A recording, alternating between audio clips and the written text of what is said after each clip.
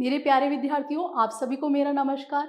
मैं सलोनी अग्रवाल, विषय data entry operations के अध्याय 3 वर्ड प्रोसेसिंग के मूलभूत तथ्य के भाग 1 की वीडियो में आप सभी का स्वागत करती हूँ। आज की इस वीडियो में हम दस्तावेज का निर्माण, दस्तावेज को सेव या प्रिंट करना, दस्तावेज के लेआउट और उनसे जुड़े हुए विभिन्न मेन्यूज के बारे में अध्ययन करेंगे। तो चलिए बिना किसी देरी के स्टार्ट करते हैं कि वर्ड प्रोसेसिंग होता क्या है। वर्ड प्रोसेसिंग एक एप्लीकेशन प्रोग्राम है, एक सॉफ्टवेयर है जो किसी भी letter, report, newsletter, table, form, brochure, web page को बनाने का कार्य करता है, या इससे हम इन सभी तरीके दस्तावेजों का निर्माण कर सकते हैं। तो देखिए, लेटर आप अपने प्रियजनों को लिखते ही हैं, तो यह सब लेटर आप किसके थ्रू लिख सकते हैं? वर्ड के थ्रू लिख सकते हैं। इसी की तरह हम रिपोर्ट की बात करें तो किसी भी स्टूडेंट की मंथली या एनुअल रिपोर्ट किसके थ्रू बनाई जा सकती है? इस डॉक्यूमेंट के थ्रू, इस वर्ड के थ्रू भी बनाई जा सकती है। फिर नेक्स्ट है न्यूज़ लेटर। जब भी कोई व्यवसायी अपने ग्राहकों को अपने व्यवसाय की मासिक गतिविधियों की जानकारी देता है, तो वह किसके थ्रू देता है? न्यूज़ लेटर के थ्रू देता है। अगर हम बात करें टेबल की, तो किसी भी एम्प्लॉय या स्टूडेंट की डिटेल्स मेंटेन करने के लिए टेबल यूज़ करते हैं, यानी कि उनका आईडी, उनका नाम, उनका कॉन्टैक्ट नंबर, उनका एड्रेस इत्यादि डिटेल्स हम टेबल में मेंटेन करते हैं। तो ये टेबल भी आप किसके थ्रू बना सकते हैं? वर्ड के थ्रू बना सकते हैं। फिर है आपका फॉर्म और ब्रोशर, यानी कि आप ऑनलाइन फॉर्म्स तो भरते ही होंगे, तो इन ऑनलाइन फॉर्म्स को भरते समय आप अपनी नाम, अपना एज, अपना जेंडर, मम्मी पापा का नाम, ये सब डिटेल्स डालते हैं। तो ये सब ऑनलाइन फॉर्म्स में डालते हैं। ये सब फॉर्म्स किसके थ्रू बनते हैं? वर्ड के थ्रू बनते हैं। इसी तरीके से ब्रोशर बनता है, यानी कि किसी भी इंस्टीट्यूट का कोई भी विवरण पुस्तिका, यानी कि उस इंस्टीट्यूट में कितने कमरे हैं, क्या क्या फैसिलिटीज़ है, क्या क्या फैकल्टीज़ है, इन सब के बारे में बताया जाता है। तो वह विवरण किसके थ्रू दिया जाता है? ब्रोशर के थ्रू दिया जाता है। तो ये सभी दस्तावेज किस में बन सकते हैं? आपके वर्ड में बन सकते हैं। अब बात करें इस दस्तावेज में क्या क्या डाल सकते हैं, तो इस दस्तावेज में आप अपनी कोई पिक्चर, कोई table, chart, header, footer, comments इत्यादि डाल सकते हैं। आप किसी विद्यालय की पिक्चर डाल सकते हैं, अपने दस्तावेज में कोई मंदिर की या किसी शहर की फ़ोटो डाल सकते हैं। ये सब इसमें कर सकते हैं, अपने डॉक्यूमेंट्स में इंसर्ट का काम करते हैं। हम बात करें हेडर या फुटर की, तो आप अपनी पुस्तिका में हर पेज पे पृष्ठ संख्या देखते होंगे, वह पृष्ठ के ऊपरी या निचले हिस्से में दिखाई देती है, तो वह सब क्या है? हेडर फुटर है। तो जब भी हम किसी पृष्ठ के ऊपरी या निचले हिस्से पे कोई डेटा लिखते हैं, तो वह किस में आता है? हेडर या फुटर में आता है। बात करें कमेंट की, तो जब भी किसी चित्र का कोई विवरण दिया जाता है, वह किसके अंतर्गत आता है? कमेंट के अंतर्गत आता है। तो सपोज करिए आपने अपने विद्यालय का नाम लिखा और उस विद्यालय का चित्र दिया और उस विद्यालय का नाम लिखा, तो विद्यालय का नाम किसके अंतर्गत आ जाएगा? उस चित्र के कमेंट के अंतर्गत आ जाएगा, जो कि उस चित्र का विवरण दे रहा है कि वह किस विद्यालय का नाम है या वो कौन सा विद्यालय है। चलिए अब बात कर लेते हैं इनकी कुछ विशेषताओं के बारे में। तो पहली विशेषता है कस्टम टेम्पलेट, यानी कि कोई बने बनाए दस्तावेजों में आप अपना कोई भी पर्सनलाइज काम कर सकते हैं। तब हम क्या यूज़ करते हैं? कस्टम टेम्पलेट यूज़ करते हैं। यह आपके दस्तावेज को एक व्यावसायिक रूप, यानी कि एक प्रोफेशनल लुक देता है, जिससे कि आपको किसी भी कैरेक्टर या पैराग्राफ पे कोई भी फॉर्मेटिंग करने की या उनको स्टाइलिंग करने की ज़रूरत नहीं होती है और आपका समय बच जाता है। बात करें विषय सामग्री, यानी कि टेबल ऑफ कंटेंट्स और इंडेक्स की, तो जब भी आप अपनी पुस्तिका का पहला या दूसरा पृष्ठ खोलते हैं, तो उन पे कुछ चैप्टर्स के नाम और चैप्टर्स के नंबर लिखे हुए होते हैं।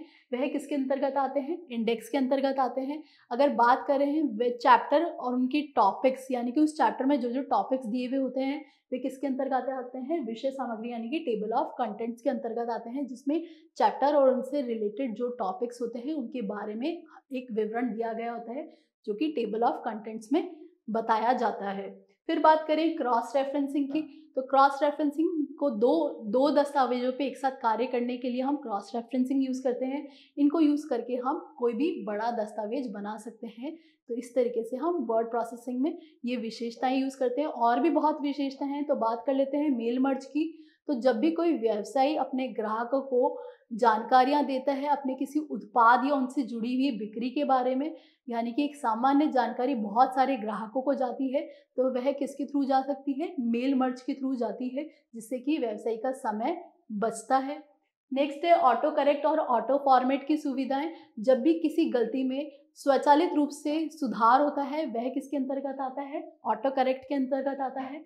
इसी तरीके से हम बात करें ऑटो फॉर्मेट की, यानी कि वह स्वचालित रूप से स्टाइल हो रहा है या फॉर्मेट हो रहा है, वह सब किसके अंतर्गत आता है, ऑटो फॉर्मेट की सुविधा के अंतर्गत आता है। फिर है प्रिंट जूम सुविधा। कभी भी किसी एक दस्तावेज में को बहुत बड़े रूप में देखना हो, यानी कि इसका किसी भाग को बड़े रूप में देखना हो, तो आप प्रिंट जूम सुविधा का यूज़ करेंगे। इसी तरीके से एक ही दस्तावेज में अगर बहुत सारे दस्तावेजों को देखना हो, तब भी आप क्या करेंगे, प्रिंट जूम सुविधा का यूज़ करेंगे, जिन्हें कि हम छोटे रूप में देख सकते हैं। यानी कि एक ही दस्तावेज में बहुत सारे दस्तावेजों को छोटे रूप में देखने के लिए भी हम प्रिंट जूम सुविधा का यूज़ करते हैं। नेक्स्ट है नेस्टेड टेबल सुविधा। नेस्टेड टेबल सुविधा मतलब जब भी आप किसी भी टेबल के अंदर टेबल बनाते हैं, उस टेबल को क्या कहा जाता है, नेस्टेड टेबल सुविधा। उसके अंतर्गत आप किसी भी डिटेल में किसी पर्टिकुलर टॉपिक के बारे में जानकारी देते हैं, तो यह क्या है, नेस्टेड टेबल सुविधा। फिर है पीडीएफ और एक्सपीएस फाइल फॉर्मेट में अपनी फाइल्स को सेव करना, यानी कि जब भी हम वर्ड प्रोसेसिंग की बात करते हैं तो यह बहुत सारी फाइल फॉर्मेट्स को सेव करने का ऑप्शन देता है। बहुत सारी फाइल फॉर्मेट्स में डेटा सेव करने की सुविधा प्रदान करता है, जैसे कि वर्ड फाइल को हम पीडीएफ में, एक्सपीएस में, एक्सएलएस में, किसी भी और तरीके की फाइल में कन्वर्ट कर सकते हैं और सेव कर सकते हैं। तो ये सब फाइल फॉर्मेट की सुविधाएं आपको वर्ड प्रोसेसिंग वाले सॉफ्टवेयर में प्रदान होती है। चलिए अब बात कर लेते हैं कि वर्ड प्रोसेसिंग दिखता कैसे है। तो कुछ इस तरीके की इसकी विंडो दिखाई देती है। इस विंडो के अंतर्गत ये जो ऊपरी हिस्सा है, इस हिस्से में आपकी मेन्यूज यानी कुछ टैब्स दिए हुए होते हैं, जिसके थ्रू आप कोई भी कमांड दे सकते हैं।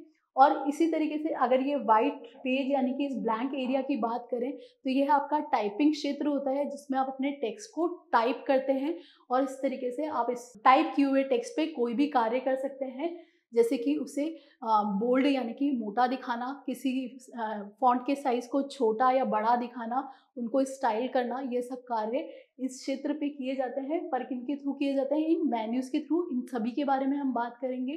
तो चलिए बात करते हैं वर्ड 2007 की विशेषताओं के बारे में। तो यह क्या करता है, एक फ्लुएंट यूज़र इंटरफेस प्रोवाइड करवाता है, जिससे कि एक घटक हमें मिलता है, जिस घटक को हम रिबन कहते हैं। इसके अंतर्गत किसी भी टास्क को टूल्स के अकॉर्डिंग समूहबद्ध यानी कि ग्रुप किया जाता है। जैसे कि अगर किसी फॉन्ट को आपको चेंज करना है, यानी कि छोटा बड़ा, या उस पर कलर चेंज करना है, वह सब कार्य आपको किसी टास्क के अंतर्गत सब टास्क में दिखाई देंगे। यह सब रिबन में आपको शो होता है। तो रिबन कुछ इस तरीके से दिखाई देता है। ये देखिए, ये आपका रिबन है। इस रिबन में कोई भी एक पर्टिकुलर टास्क के छोटे छोटे कार्य दिए गए होते हैं। ये सब देखिए, इसमें इस रिबन में आप अपने फॉन्ट को छोटा कर सकते हैं, बड़ा कर सकते हैं, उसका स्टाइल चेंज कर सकते हैं, उस पर कलर कर सकते हैं, उसको मोटा दिखा सकते हैं, उसको अंडरलाइन वे में दिखा सकते हैं। ये सभी कार्य आप किसके थ्रू कर रहे हैं, ये सब आप फॉन्ट रिबन के थ्रू कर रहे हैं। इसी तरीके से आपको किसी पैराग्राफ पे कार्य करना है, यानी कि उस पैराग्राफ को लेफ्ट साइड से स्टार्ट करना है, राइट साइड से स्टार्ट करना है, सेंटर से स्टार्ट करना है। ये सभी कार्य आप किसमें थ्रू कर सकते हैं, पैराग्राफ फॉन्ट के थ्रू कर सकते हैं। अब देखिए, यहाँ पे कुछ टैब्स भी दिखाई दे रहे होंगे आपको इस फर्स्ट लाइन में।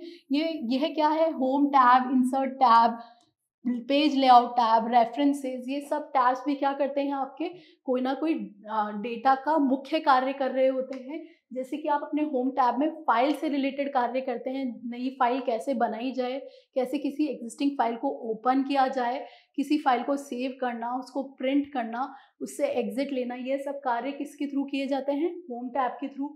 इसी तरीके से अगर हम इंसर्ट टैब की बात करें, तो इसमें आप अपने टेबल का इंसर्ट कर सकते हैं, चार्ट या कोई पिक्चर इंसर्ट कर सकते हैं। इस तरीके से जो भी अपने दस्तावेज में किसी तरीके की पिक्चर या चार्ट देते हैं, तो ये सब इंसर्ट टैब के थ्रू करते हैं। पेज लेआउट में आप अपने पेज का लेआउट दिखाते के बारे में जानकारी देते हैं कि आपका पेज में किस तरीके का मार्जिन होना चाहिए, किस तरीके की इंडेक्स होनी चाहिए। ये सब जानकारी आप पेज लेआउट के थ्रू देते हैं। इस तरीके से आप विभिन्न टैब्स का यूज़ करते हैं। अब बात करते हैं हम कमांड बटन्स की। तो ये कमांड बटन्स आपके किसी भी कार्य को करने के लिए एक शॉर्टकट तरीका होता है। बहुत ही शीघ्रता से इनसे कार्य हो सकता है, जिनके लिए हम ये कमांड बटन्स यूज़ करते हैं। तो इनके बारे में और भी हम बात करेंगे आगे। चलिए बात करते हैं कि 2007 वर्ड 2007 की क्या क्या विशेषताएं होती है। तो देखिए प्री फॉर्मेटेड टेम्पलेट हम इसमें यूज़ करते हैं, यानी कि पहले से बना बनाया हुआ दस्तावेज यूज़ करते हैं जो किसी भी प्रोफेशनल लुक के लिए यूज़ किया जाता है। देखिए इसमें कवर, पृष्ठ, हेडर, फुटर इत्यादि दिए जाते हैं। तो देखिए यहाँ पे आपको 2 डॉक्यूमेंट्स दिखाई दे रहे होंगे। इन दोनों डॉक्यूमेंट्स का फॉर्मेट बिल्कुल ही अलग है। पहले में तो आपको टेबल ऑफ कंटेंट्स दिखाई दे रहे होंगे, यानी कि किसी चैप्टर के नाम और उनसे रिलेटेड टॉपिक्स के बारे में बताया जा रहा है। दूसरे डॉक्यूमेंट में आपको किसी टॉपिक का नाम और उसके अंदर की विवरण दिया गया है। तो ये सब क्या है, अलग अलग फॉर्मेट है। ये फॉर्मेट आप किसके थ्रू बना सकते हैं, कस्टम टेम्पलेट के थ्रू, यानी कि प्री फॉर्मेटेड टेम्पलेट के थ्रू बना सकते हैं। चलिए बात कर लेते हैं चार्ट और चित्र कैसे इंसर्ट करते हैं और उनको कैसे इफेक्ट्स में दिखाते हैं। वह सब भी आप वर्ड 2007 के थ्रू दिखा सकते हैं। इसमें आप अपने किसी भी चार्ट और चित्र का निर्माण कर सकते हैं और उन्हें अलग अलग इफेक्ट्स में दिखा सकते हैं, जैसे कि 3D इफेक्ट्स में, ट्रांसपेरेंट यानी कि पारदर्शिता इफेक्ट्स में, ड्रॉप शेडो यानी कि उसमें जो शेडो आती है उस इफेक्ट्स में भी आप अपने चित्र या चार्ट्स को दिखा सकते हैं। फिर नेक्स्ट है आपका डिजिटल सिग्नेचर। जब हम डिजिटल सिग्नेचर की बात करते हैं तो ये किसी प्रामाणिकता की बात कर रहा होता है, किसी प्रूफ की बात कर रहा होता है, यानी कि एक सुनिश्चितता देता है कि यह पर्टिकुलर पेपर बिल्कुल सही है, वेरीफाइड है या नहीं है। तो जब हम इंडियन करेंसी नोटों की बात करते हैं तो उन नोटों में आपने 100 और 500 का नोट तो देखा होगा। उन नोटों पे आपने देखा होगा कि कुछ डिजिटल सिग्नेचर कर रखा है गवर्नर ऑफ इंडिया का। तो वह क्या है, वह भी एक सिग्नेचर का साइन, वह भी एक सुनिश्चित करता है कि यह नोट बिल्कुल प्रमाणित है, बिल्कुल सही है, विश्वसनीय है। इस तरीके से हम डिजिटल सिग्नेचर का यूज़ किसी विश्वसनीयता को या सत्यनिष्ठा को स्थापित करने के लिए यूज़ करते हैं। चलिए अब बात कर लेते हैं कि मार्क एच फाइनल क्या होता है। मार्क एच फाइनल केवल पढ़ने योग्य डॉक्यूमेंट बनाता है। इसमें आप अपने डॉक्यूमेंट में कोई चेंज नहीं कर सकते, केवल उन्हें पढ़ सकते हैं।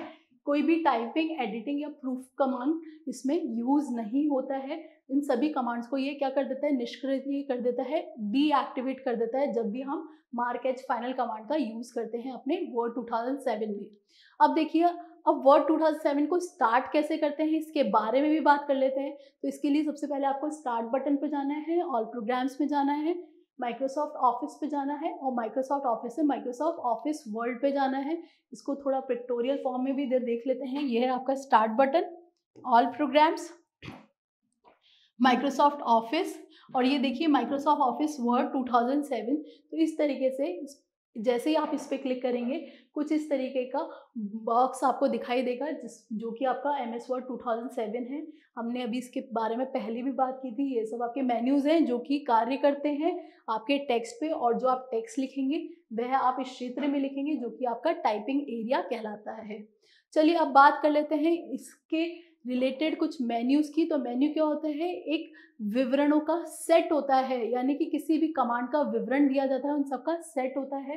तो देखिए कौन कौन से मेन्यूज़ की सुविधा उपलब्ध है। Home, insert, page layout, referencing इत्यादि मेन्यूज़ हमारे वर्ड 2007 में दिए गए हैं।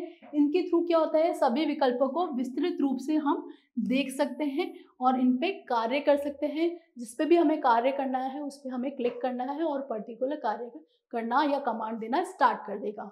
चलिए अब बात कर लेते हैं कि ये मेन्यूज़ कैसे दिखाई दे रहे हैं। तो देखिए इस मेन्यू पे हमने क्लिक कर रखा है फाइल मेन्यू, और फाइल मेन्यू के अंतर्गत देखिए ये फॉर्मेट करके सब टास्क आ रहा है। इस फॉर्मेट में आप अपने डेटा पे कार्य कर सकते हैं, जैसे कि उस डेटा का फॉन्ट कैसा दिखना चाहिए, इसका स्टाइल कैसा दिखना चाहिए, उसके इफ़ेक्ट्स यूज़ कर सकते हैं, यानी कि पीछे उसमें शेडो आनी चाहिए, नहीं आनी चाहिए, किस कलर की आनी चाहिए। इसी तरीके से पैराग्राफ की बात करें तो वो पैराग्राफ किस साइड पे दिखना चाहिए। बुलेट्स एंड नंबरिंग की बात करें तो उस पर लिस्टेड आनी चाहिए, 1 2 3 दिखने चाहिए या ABC दिखने चाहिए। इन सभी कार्य हम किसके थ्रू कर सकते हैं, इस फाइल मेन्यू के थ्रू अंतर्गत। हम यहाँ पे फॉर्मेट टैब यूज़ कर रहे हैं, इनके थ्रू हम अपने डेटा को सेट कर सकते हैं। तो ये सब आपका क्या है, मेन्यूज़ है। अब बात कर लेते हैं शॉर्टकट मेन्यू की। तो हमने पहले भी बात की थी शॉर्टकट बटन्स की या कमांड बटन्स की। कमांड बटन्स हम क्या करते हैं, शॉर्टकट मेन्यू की तरह यूज़ करते हैं। तो जब भी आप मेन्यू बार में उपलब्ध बहुत सारे जो विकल्प होते हैं उनके नीचे कुछ सुविधाएं दी होती है जो कि निश्चित करती है कि आप शीघ्रता से किसी भी कमांड का उपयोग कर सके। तो देखिए यहाँ पे होम टैब में पैराग्राफ के सबटास्क में बॉर्डर का एक विकल्प दिया होता है। तो बॉर्डर का विकल्प क्या करता है, बॉर्डर सेट करता है किसी भी पैराग्राफ की। तो इस तरीके से आप जल्दी से जल्दी शीघ्रता से उस शॉर्टकट मेन्यू का यूज़ करके अलग अलग बॉर्डर्स अपने पैराग्राफ पे लगा के देख सकते हैं, जिससे कि आप देख सकते हैं कि ये पैराग्राफ आपको सुंदर या आकर्षित दिख रहा है या नहीं। चलिए अब बात कर लेते हैं कि क्विक एक्सेस टूलबार क्या होता है। क्विक एक्सेस टूलबार नाम से ही समझ में आ रहा है, तेजी से आप किसी भी कमांड को एक्सेस कर पा रहे हैं तब आप क्विक एक्सेस टूलबार यूज़ करते हैं। यानी कि इसमें कोई भी फॉर्मेटिंग या एडिटिंग करने के लिए आप कमांड्स यूज़ करते हैं, जैसे कि इस तरीके से आप क्विक एक्सेस टूलबार अपने फर्स्ट टैब में यूज़ कर फर्स्ट रो में यूज़ करते हैं। इसमें देखिए ये सारे कमांड्स जो कि आप जल्दी से जल्दी या बहुत बार अपनी डॉक्यूमेंट्स में यूज़ करते हैं, तब आप इन कमांड्स को इस क्षेत्र में रख सकते हैं। जैसे कि अपनी फाइल को ओपन करना, अगर आप बहुत बार नई नई फाइल्स ओपन करते हैं तो इस कमांड को आपको किस में रखना चाहिए, क्विक एक्सेस टूलबार में। इसी तरीके से आप बहुत जल्दी जल्दी प्रिंट करते हैं किसी भी डॉक्यूमेंट्स को, तब भी ये कमांड आपको अपने क्विक एक्सेस टूलबार में रखनी चाहिए, जिससे कि आप इस कमांड को जल्दी से जल्दी एक्सेस करके अपना कार्य शीघ्रता से कर सकें। तो देखिए इसमें हम अपनी टूलबार को, क्विक एक्सेस टूलबार को कस्टमाइज़ कर सकते हैं अपने अकॉर्डिंग, अपनी ज़रूरत के अकॉर्डिंग। तो देखिए यहाँ पे क्विक एक्सेस टूलबार को कस्टमाइज़ करने के लिए कुछ कमांड्स दी हुई है, इस कमांड्स की लिस्ट है। इनमें से कौन सी कमांड आपको ज़रूरत है, इन ज़रूरत वाली कमांड्स को आप क्या करेंगे, राइट साइड पे ऐड करते जाएंगे। जैसे आप ऐड करते जाएंगे आपके क्विक एक्सेस टूलबार में वह शो होती जाएगी।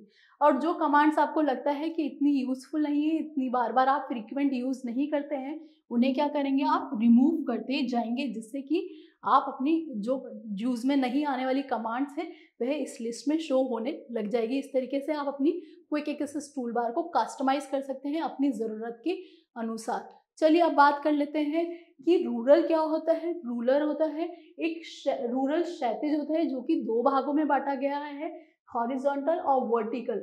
यह क्या करता है, आपकी टाइपिंग क्षेत्र की चौड़ाई और ऊंचाई को प्रदर्शित करता है। यानी कि यहाँ पे आप अपना जो डेटा लिखते हैं वह किस चौड़ाई में और किस ऊंचाई में, किस लेंथ में दिखना चाहिए, इन सब के लिए हम क्या करते हैं, हॉरिजॉन्टल और वर्टिकल रूरल्स का यूज़ करते हैं। जब हम हॉरिजॉन्टल रूरल की बात करते हैं तो यह क्या करता है, दाई से बाई या बाई से दाई और जा रहे टेक्स्ट के बारे में बताता है। अगर हम वर्टिकल बार की बात करते हैं तो ये ऊपर से नीचे या नीचे से ऊपर जा रहे टेक्स्ट के बारे में बताता है। तो वह सब बार्स हम क्या करते हैं, टेक्स्ट को देखने के लिए यूज़ कर सकते हैं। और अगर हम बात करें कि किसी भी टैब, मार्जिन और इंडेक्स को सेट करने के लिए, तो इसके लिए भी हम किसका यूज़ करते हैं, इस रूरल का यूज़ करते हैं। जब भी हमें कोई टैब, मार्जिन या इंडेक्स सेट करनी होती है तो देखिए कुछ इस तरीके से दिखाई देती है। तो ये वाली जो साइड होती है, इस साइड पे हमारी कौन सी बार होती है, वर्टिकल बार होती है। ये वर्टिकल बार ऊपर से नीचे या नीचे से ऊपर जाने के लिए डेटा को शो करता है। इसी तरीके से हम बात करें हॉरिजॉन्टल बार की, तो ये दाई से बाई या बाई से दाई और जाता जो डेटा है उसको सेट करने के लिए हम हॉरिजॉन्टल बार या उसको देखने के लिए हम हॉरिजॉन्टल बार का उपयोग करते हैं। चलिए बात कर लेते हैं कि जो हमारे ऑब्जेक्ट्स होते हैं, जो भी टाइपिंग क्षेत्र में हम यूज़ करते हैं, वह कौन कौन से ऑब्जेक्ट्स होते हैं। देखिए हम टाइपिंग क्षेत्र में बहुत सारे डेटा टाइप करते हैं, लेकिन इनके साथ साथ हम कुछ ऑब्जेक्ट्स भी यूज़ करते हैं। इन ऑब्जेक्ट्स को 3 भागों में बांटा गया है। पहला है इंसर्शन पॉइंट, सेकेंड है माउस पॉइंटर, थर्ड है एंड ऑफ डॉक्यूमेंट मार्कर। नाम से ही समझ में आ रहा है किसी डॉक्यूमेंट का एंड हो गया है तो इस तरीके का मार्कर आपको दिखाई देगा। तो चलिए इनको पहले तो हम एक पिक्टोरियल वे में देख लेते हैं। तो यह तो है हमारा इंसर्शन पॉइंट। जब भी कोई डॉक्यूमेंट स्टार्ट होता है, जहाँ से भी वह स्टार्ट हो रहा है, उसके पहले ऊपरी हिस्से पे, बाएं हिस्से पे आपको एक इंसर्शन पॉइंट दिखाई देगा, जो कि कर्सर यहाँ पे ऐसा ब्लिंक होता हुआ दिखाई देगा। ये क्या है, हमारा इंसर्शन पॉइंट है। यहाँ से आप अपना डेटा इंसर्ट करना स्टार्ट कर सकते हैं। फिर बात करें एंड ऑफ फाइल मार्कर की, तो जब भी आपका डॉक्यूमेंट एंड हो रहा होता है या बिल्कुल लास्ट पैराग्राफ या लास्ट कैरेक्टर आप टाइप करते हैं, तो आपको ये क्या दिखने लग जाता है, एंड ऑफ मार्कर दिखने लग, फाइल मार्कर दिखने लग जाता है। यह बताता है कि आपकी फाइल यहाँ पे एंड हो रही है। अब देखिए इससे इनकी क्या क्या पॉइंट्स हैं, इनके बारे में बात कर लेते हैं। तो इंसर्शन पॉइंट क्या है? ब्लिंक करती हुई काली लंबवत यानी कि एक वर्टिकल लाइन होती है जिसे कि हम इंसर्शन पॉइंट या इंसर्शन बिंदु कहते हैं। दस्तावेज को खोले जाने के ऊपर हमें ऊपरी बाएं कोने पे ये दिखाई देती है। तो जैसे जैसे हम इसमें टाइप करते रहते हैं वैसे वैसे ये इंसर्शन पॉइंट क्या होता है, बाई ओर सरकता जाता है, बाई ओर शिफ्ट होता रहता है। अगर हम बात करें माउस पॉइंटर की, तो माउस पॉइंटर क्या है? माउस पॉइंटर टाइपिंग क्षेत्र में माउस यानी कि आई बीम की तरह दिखता है। और अगर हम बात करें कि ये मेन्यू बार या ऊपर जो बार्स गिवन होती है उन पे एक माउस पॉइंटर यानी कि एक एरो के रूप में दिखाई देता है। तो टाइपिंग क्षेत्र में तो कुछ इस तरीके से दिखाई देता है और मेन्यूज पे ये इस एरो जैसा दिखाई देता है। तो इसको एक चित्र से समझेंगे तो देखिए ये जो आपका टाइपिंग क्षेत्र था उसमें तो कुछ इस तरीके से दिखाई देता है। और अगर हम बात करें इस मेन्यूज की तो यहाँ पे ये एरो की साइन में दिखाई देने लगता है। तो ये क्या है? आपका माउस पॉइंटर है। थर्ड है आपका एंड ऑफ डॉक्यूमेंट मार्कर। इसको आप कहाँ देख सकते हैं? नॉर्मल व्यू में देख सकते हैं। जब भी आप अपने डॉक्यूमेंट को नॉर्मल व्यू में देखते हैं तो यह आपको दिखाई देने लगता है। ये कैसा दिखता है? एक छोटी अंडरलाइन जैसा दिखता है जिसे आप नॉर्मल व्यू में, जब भी आपका डॉक्यूमेंट नॉर्मल व्यू में आप देखेंगे तो ये आपको end of document marker show हो जाएगा, दिखाई देगा। चलिए अब बात कर लेते हैं कि ये जो हॉरिजॉन्टल स्क्रॉल बार और ये वर्टिकल स्क्रॉल बार थी इसके साथ साथ दो ऑप्शंस और दिए गए थे। ये है आपका व्यू ऑप्शंस और ये है आपका जूम ऑप्शन। तो जूम ऑप्शन क्या कर रहा है? किसी भी पेज को छोटे या बड़े रूप में देखने के लिए हम जूम का सुविधा यूज करते हैं। इसी तरीके से पेज को बहुत सारे व्यू में देखने के लिए, जैसे कि वेब लेआउट व्यू में या नॉर्मल व्यू में देखने के लिए हम क्या करते हैं? ये व्यू ऑप्शंस का यूज करते हैं। आज की इस वीडियो में हमने 2007 की विशेषताएं और इनके लेआउट के बारे में पढ़ा। आने वाली वीडियो में हम फाइल को कैसे सेव करते हैं, कैसे प्रिंट करते हैं, कीबोर्ड की कुछ शॉर्टकट कीज के बारे में भी पढ़ेंगे। Till then take care, goodbye, thank you.